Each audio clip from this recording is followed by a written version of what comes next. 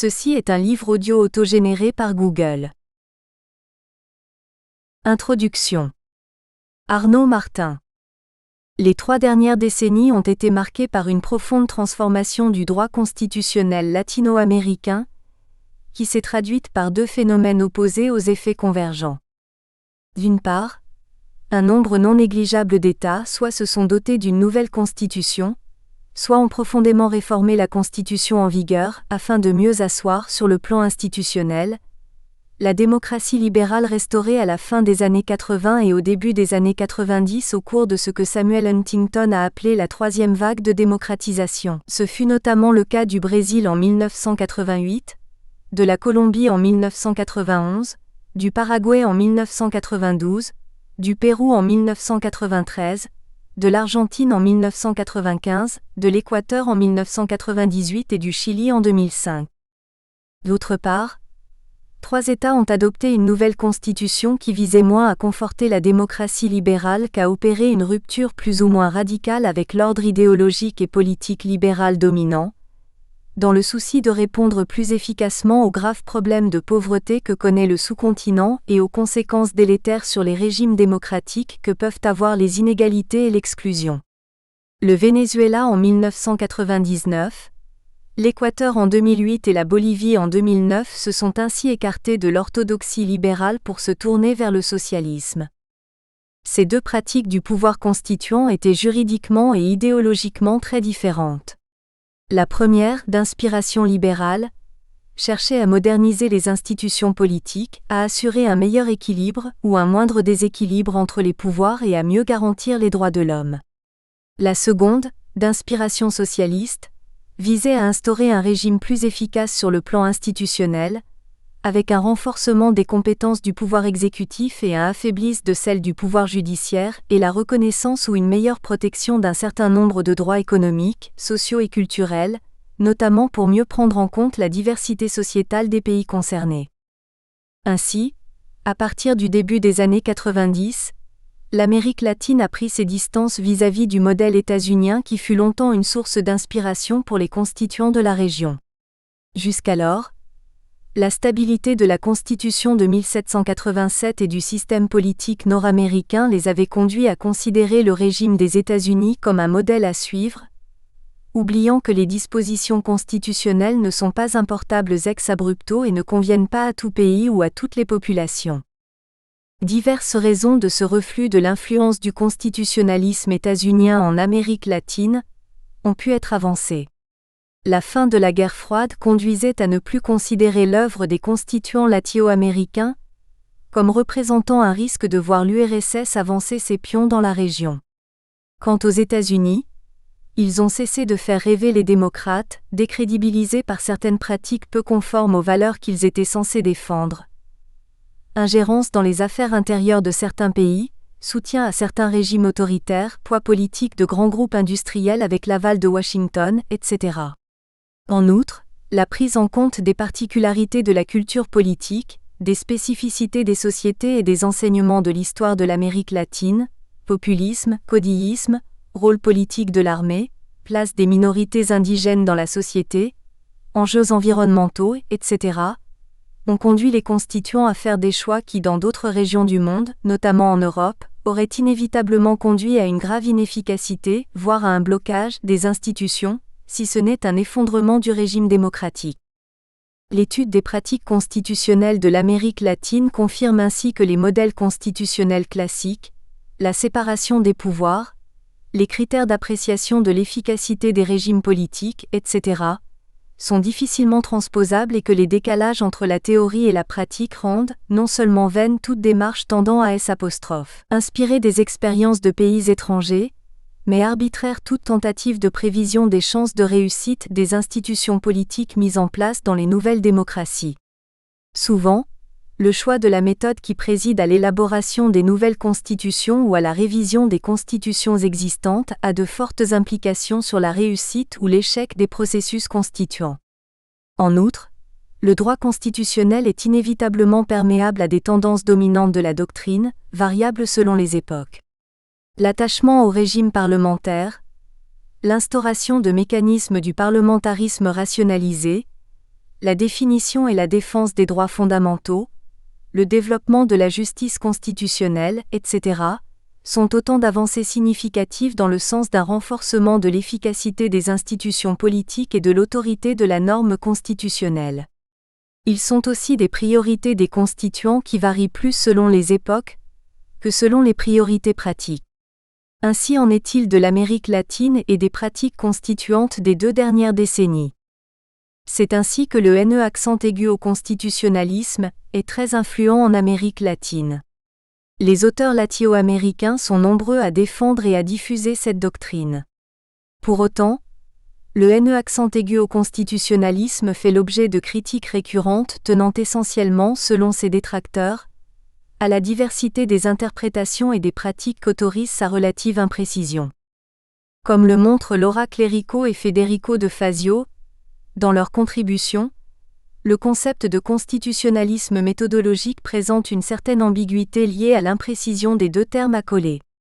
Ces 2 auteurs s'interrogent tout d'abord sur définition à donner à la notion de constitutionnalisme, celle-ci pouvant faire l'objet d'une approche, soit institutionnelle, le constitutionnalisme se référant à une pratique juridique qui reconnaît dans la Constitution une loi fondamentale ou supérieure, soit idéologique, le constitutionnalisme devant être compris comme un ensemble de techniques juridiques permettant d'atteindre un objectif idéologique, social, libéral, etc., soit juridique, le constitutionnalisme étant alors en faisant objet d'une reconstruction conceptuelle, une institution dans la perspective du participant.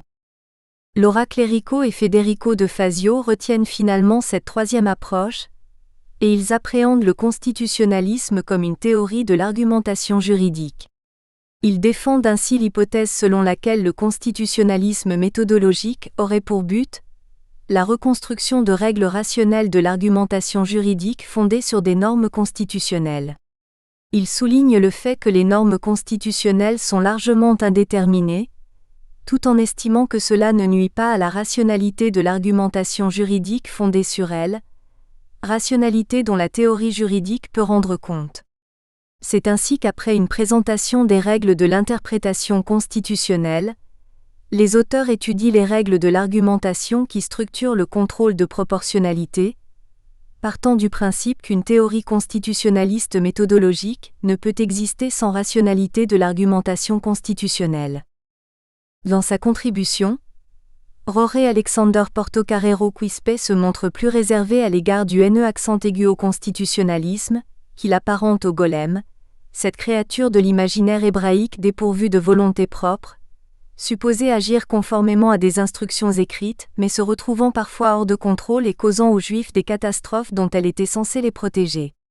Le NE accent aigu au constitutionnalisme serait artificieux et contre-productif, sans contenu théorique propre, et source de perte de temps et de confusion en amalgamant arbitrairement, sans fondement ni utilité, des théories et des auteurs.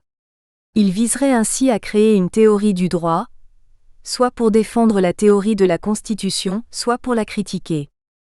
Jorge Alexander Portocarrero Quispe reprend ainsi les 4 caractéristiques des théories du NE accent aigu au constitutionnalisme dégagées par Susana Pozzolo.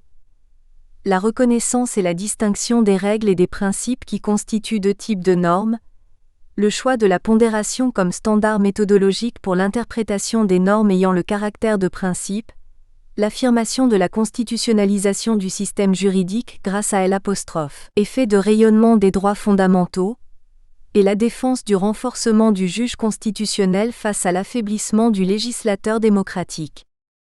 La question de l'interprétation de la norme constitutionnelle est d'autant plus importante en Amérique latine que, dans cette région, le constituant retient généralement le régime présidentialiste qui se caractérise par une forte prédominance du président de la République, l'affaiblissement du Parlement et une indépendance parfois insuffisante du pouvoir judiciaire, schéma institutionnel peu propice à un exercice modéré du pouvoir politique et une parfaite protection des droits et libertés fondamentaux. Pour autant, le régime présidentialiste ne se traduit pas systématiquement par une dérive autoritaire du régime. Bien au contraire, la pratique institutionnelle des 25 dernières années confirme que ce régime est adapté à la culture politique latino-américaine, les populations étant attachées au maintien d'un président fort incarnant l'autorité et l'ordre, ce qui ne va pas forcément à l'encontre du régime démocratique, même si les risques de dérive autoritaire sont réels, comme le confirme l'histoire de l'Amérique latine qui en offre de trop nombreux exemples.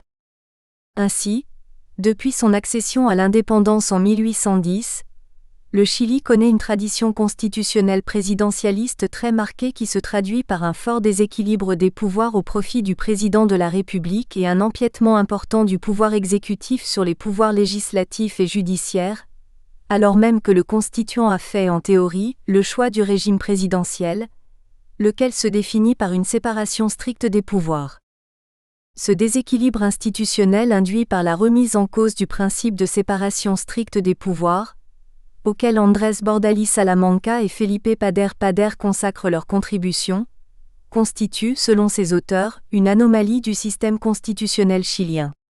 Mais la confrontation de l'analyse exégétique du texte constitutionnel à la pratique des institutions les conduit à affirmer que l'origine de cette prédominance présidentielle ne réside pas dans la définition par la Constitution de la répartition des compétences entre les pouvoirs, laquelle favoriserait le président, mais dans une interprétation abusive de la nature des fonctions législatives et judiciaires.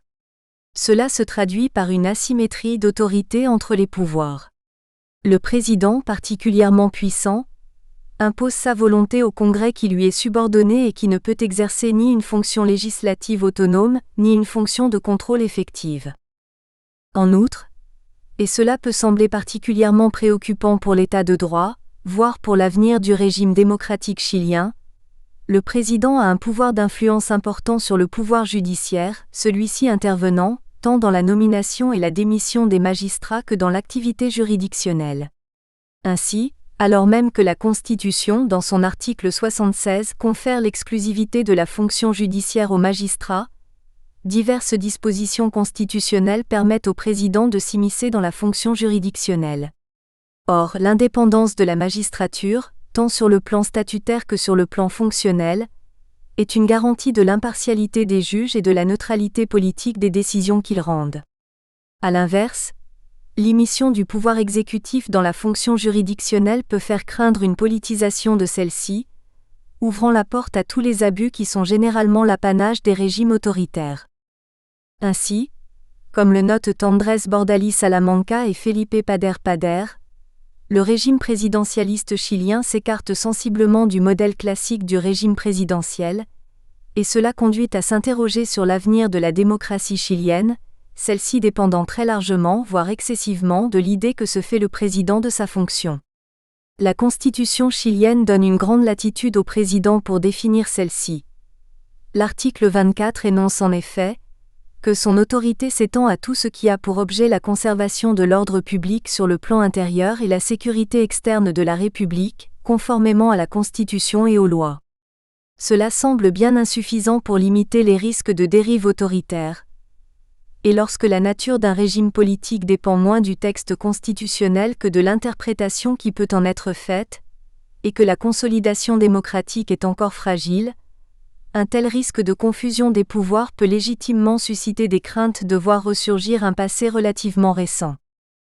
Cette analyse inquiète du non-respect du principe de séparation des pouvoirs au Chili, que ne peut que conforter une analyse objective de l'histoire politique du Chili et plus largement de l'Amérique latine, mérite cependant d'être nuancée.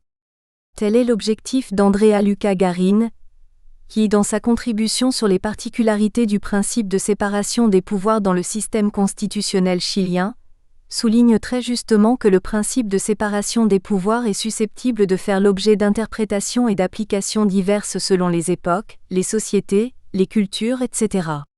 Ainsi, le régime présidentialiste chilien, instauré par la Constitution de 1980 sous la dictature du général Pinochet, et que la transition démocratique de 1989 n'a pas remis fondamentalement en cause, apparaît largement comme le fruit d'une pratique des institutions qui s'inscrit dans le long terme, près de 40 années, et qui, malgré la confusion des pouvoirs et l'hypertrophie de la fonction présidentielle, a favorisé la consolidation du régime démocratique. Comme le rappelle utilement Andrea Luca Garín, le principe de séparation des pouvoirs vise, d'une part, à éviter une dérive autoritaire du régime, le pouvoir arrêtant le pouvoir, d'autre part à garantir l'effectivité des droits et libertés. Par ailleurs, ces deux objectifs de la séparation des pouvoirs sont liés. Non seulement la modération du pouvoir doit permettre une meilleure garantie des droits et des libertés, mais l'absence de droits et de libertés à garantir rendrait vaine toute modération du pouvoir.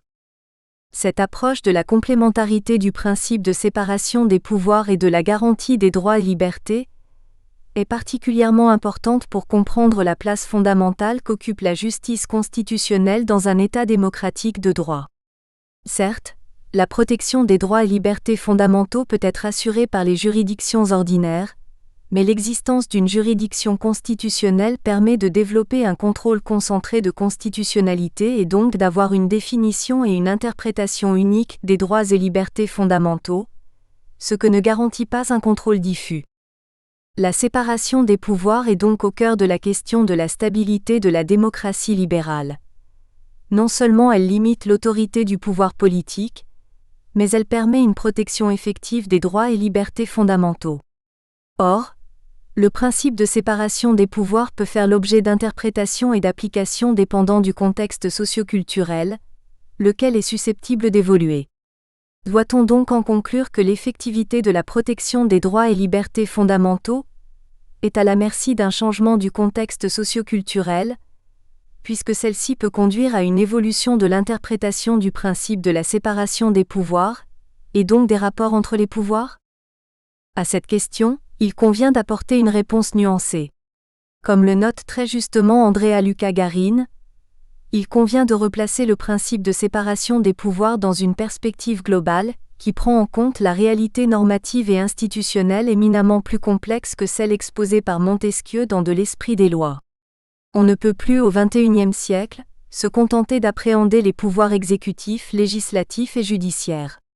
Ceux-ci concentrent bien évidemment l'essentiel du pouvoir politique. L'élaboration et l'application de la norme juridique et la sanction de son non-respect sont en effet prises en compte, mais dans les sociétés contemporaines, plus complexes et hétérogènes que celles du XVIIIe siècle, il existe d'autres sources, souvent diffuses et mal définies, d'autorité politique. Le pouvoir ne réside pas uniquement au palais présidentiel, dans les assemblées parlementaires ou dans les différentes juridictions. Dès lors, on peut fort bien être en présence d'un système de séparation des pouvoirs qui temporise le pouvoir politique et protège alors les droits et libertés des citoyens, alors même que les trois pouvoirs exécutifs, législatifs et judiciaires ne sont pas strictement séparés et que le système institutionnel est marqué par une prédominance du pouvoir exécutif, en l'occurrence du pouvoir présidentiel, sur les deux autres. Ainsi, la prise en compte de facteurs politiques, économiques et sociaux peut conduire à une séparation des pouvoirs présentant des caractéristiques propres et qui ne rentrent pas forcément dans les moules académiques. Andrea Luca Garin invite ainsi le lecteur à s'écarter de la doctrine pure de la séparation des pouvoirs et à envisager une autre interprétation, plus moderne, de la théorie de Montesquieu. Seule l'indépendance du pouvoir judiciaire lui paraît être indispensable, la séparation des pouvoirs exécutifs et législatifs n'ayant à ses yeux qu'une importance relative. Certes, à côté des organes traditionnels, au premier rang desquels elle place la Cour constitutionnelle, d'autres organes comme la Banque centrale ou le Conseil national de la télévision, qu'Andrea Luca Garin qualifie de subsidiaires, contribuent à la protection des droits et des libertés. De moindre importance, avec des fonctions plus ciblées, ils sont la marque de l'évolution de la société. De même, le système partisan est un facteur essentiel de compréhension de la nature réelle de la séparation des pouvoirs au Chili. Il contribue notamment à limiter risques que pourrait faire courir au régime démocratique l'hypertrophie de la fonction présidentielle au sein du régime chilien. Mais, en définitive, Andrea Luca Garin montre que c'est la justice constitutionnelle qui constitue le meilleur garant du régime démocratique chilien en limitant les risques de dérive autoritaire induits par la prééminence de la fonction présidentielle et l'imparfait respect du principe de séparation des pouvoirs. L'importance de l'indépendance de la justice pour garantir le caractère démocratique du régime politique lorsque les institutions sont marquées par une prédominance de la fonction présidentielle et une imparfaite séparation des pouvoirs, est un point que l'on retrouve dans de nombreux régimes présidentialistes latino-américains. L'exemple brésilien, auquel Jorge Barrientos Parra et Lisandra de Fatima Donato consacrent leur contribution au présent ouvrage collectif, est à ce titre riche d'enseignements. Il apparaît en effet que le constituant brésilien a choisi d'instaurer en 1988 un régime politique que certains auteurs appellent le présidentialisme de coalition. Il s'agit là d'un régime caractérisé par la combinaison du fédéralisme, de la représentation proportionnelle, du multipartisme, du présidentialisme et de l'exercice du pouvoir par des coalitions partisanes. Le présidentialisme de coalition serait ainsi le produit de la combinaison de plusieurs facteurs institutionnels et partisans, qui, a priori, devraient avoir des effets délétères sur le fonctionnement des institutions et le caractère démocratique du régime, ce que les faits ne confirment pas. Comment donc expliquer l'efficacité du système institutionnel brésilien, qui vient infirmer les craintes qu'il pouvait légitimement inspirer, notamment en raison de l'hétérogénéité des intérêts défendus par les coalitions au pouvoir? C'est là la question au centre de l'étude de Jorge Barrientos Parra et de Lisandra de Fatima Donato. Ces derniers affirment en effet qu'il n'y a pas lieu de remettre en cause l'efficacité du présidentialisme de coalition, en raison des mécanismes de frein et contrepoids assurés par le pouvoir judiciaire et qui apportent au système la gouvernabilité qui, a priori, lui ferait défaut. Celui-ci garantit les droits sociaux reconnus aux catégories sociales les moins favorisées, protège les libertés publiques et s'oppose au risque de dérive autoritaire du pouvoir. Pour autant, nous serions tentés de penser que le rôle important joué par le pouvoir judiciaire ne saurait tempérer le danger que représente la séparation stricte des pouvoirs sur le plan organique avec l'absence de motion de censure, de questions de confiance et de droit de dissolution. Selon Jorge Barrientos Parra et Lisandra de Fatima Donato, le choix du régime présidentiel, confirmé par le peuple brésilien lors du plébiscite du 21 avril 1993, s'imposait, car il répond parfaitement à l'aspiration de celui-ci à avoir un chef lui servant de guide, ce que les auteurs appellent le codéisme brésilien. Le président doit ainsi avoir, non seulement les capacités du chef d'État, mais aussi les qualités du pater familias, rassurant et protecteur, inspirant respect et confiance, et l'objectif est d'autant plus difficile à atteindre que la classe politique brésilienne est régulièrement éclaboussée par les scandales politico-financiers. Par ailleurs, l'hétérogénéité de la société brésilienne et la diversité des intérêts régionaux et des minorités à satisfaire confortent la nécessité pour le président d'être soutenu par un grand parti politique bien représenté au niveau des États fédérés et des collectivités locales et permettant d'expliquer à la population la politique menée par l'exécutif, lequel étant à l'origine de l'essentiel de la législation nationale. Ces caractéristiques du régime politique brésilien rendent indispensable l'existence d'un pouvoir judiciaire indépendant et modérateur, assumant la fonction de frein et de contrepoids face à un pouvoir exécutif que Jorge Barrientos Parra et Lisandra de Fatima Donato qualifient des ' impériales. Ce pouvoir judiciaire est une garantie essentielle du régime démocratique. Il assure une fonction d'arbitrage entre les pouvoirs exécutifs et législatifs et garantit la suprématie de la Constitution par le contrôle de constitutionnalité opéré par le Tribunal fédéral suprême. Dans le même sens, la Constitution a renforcé les compétences du ministère public et le rôle des avocats. En outre, le pouvoir judiciaire est capable d'influencer l'élaboration et l'application des politiques publiques. Enfin, le Tribunal fédéral suprême a joué un rôle important d'épuration de la classe politique brésilienne en condamnant d'anciens hauts dirigeants politiques pour corruption. En outre, la Chambre des députés et le Sénat, bien qu'ayant des compétences législatives limitées, jouent un rôle important dans la démocratie brésilienne. Ils sont le cadre des débats politiques les plus importants, et ils peuvent prononcer l'impeachment contre le président de la République, comme ce fut le cas à l'égard du président Collor de Mello qui préféra démissionner après l'engagement de la procédure par les députés le 29 septembre 1992. Ainsi, si le régime politique brésilien se caractérise par une forte présidentialisation, l'autorité du chef de l'État se retrouve limitée par l'existence de contre-pouvoirs qui garantissent la stabilité du régime démocratique, et c'est cette combinaison du présidentialisme et des mécanismes de frein et contrepoids qui assure l'efficacité des institutions. Mais plus encore, c'est la grande légitimité populaire dont jouissent les institutions politiques brésiliennes qui assurent au régime démocratique une grande stabilité.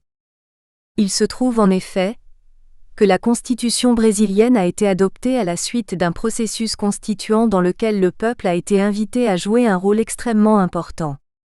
Il s'agit là d'une spécificité de cette Constitution, sans équivalent dans le monde. C'est à ce thème que Jorge Barrientos Parra consacrait sa seconde contribution au présent ouvrage. Au sortir d'une longue période de régime autoritaire, il est apparu nécessaire, non seulement, bien entendu, d'engager un processus de transition démocratique, mais aussi d'assurer les conditions d'une consolidation démocratique rapide afin d'éviter les risques d'un retour au régime précédent. C'est la raison pour laquelle la place accordée à la participation populaire a été particulièrement importante. Il convenait tout d'abord de permettre la reconnaissance la plus large possible des droits individuels, sociaux, politiques et économiques, au profit notamment des catégories sociales les plus défavorisées, alors même que les conservateurs étaient majoritaires au sein de l'Assemblée nationale constituante. L'objectif dépassait ainsi la simple restauration de la démocratie libérale et de l'état de droit, et il fallait répondre aux aspirations de la population brésilienne à la justice, tout en garantissant la moralité administrative et en organisant la lutte contre la corruption. La participation populaire au processus constituant a été sans précédent. Comme le montre Jorge Barrientos Parra, la Commission de la Constitution et de la Justice du Sénat fédéral a cherché à mobiliser la société brésilienne en mettant à sa disposition, sur l'ensemble du territoire, notamment dans les bureaux de vote, des formulaires à remplir pour transmettre des suggestions aux constituants. Dans le même sens, de nombreuses consultations publiques ont été réalisées dans les différentes sous-commissions thématiques de l'Assemblée constituante.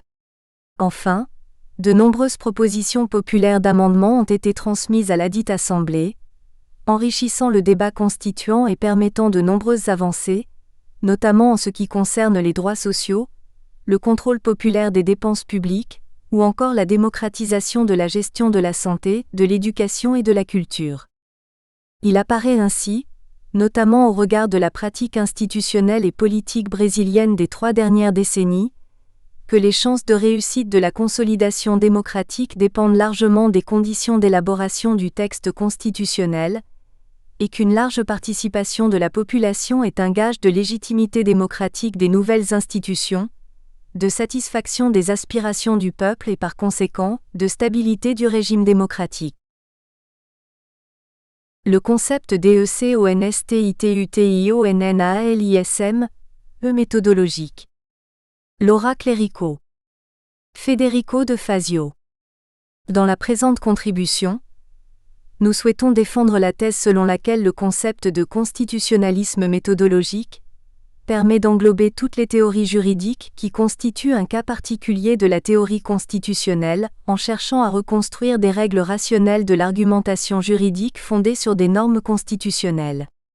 Toutefois, le dit concept souffre d'ambiguïté et peut susciter une objection fondamentale.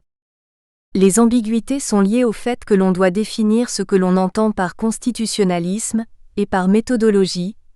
Nous y consacrerons la première partie de notre texte. Une fois le concept précisé, il conviendra d'analyser l'une des objections possibles, l'objection d'irrationalité pour cause d'indétermination des normes constitutionnelles, ce que nous ferons dans une deuxième partie.